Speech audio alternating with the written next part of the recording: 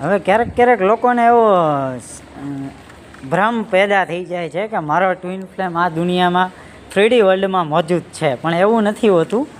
અને એ બહુ રેર કેસમાં હોય કે તમને તમારો ટ્વિન ફ્લેમ મળી જાય. બાકી હકીકતમાં ટ્વિન ફ્લેમ છે ને એ આપણી અંદર જ મોજૂદ છે.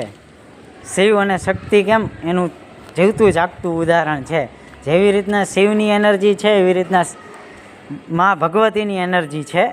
એ બંને એનર્જી હરેક મેલમાંય રહેલી છે ને હરેક ફિમેલમાંય રહેલી છે, બટ એને સંતુલિત કરવી જરૂરી છે.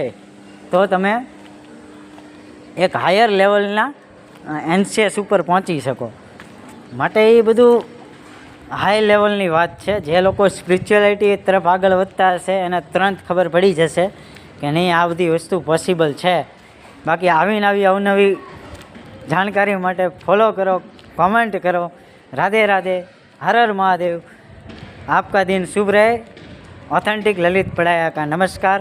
हमेशा खुश रहो, सदा हंसते रहो. राधे राधे.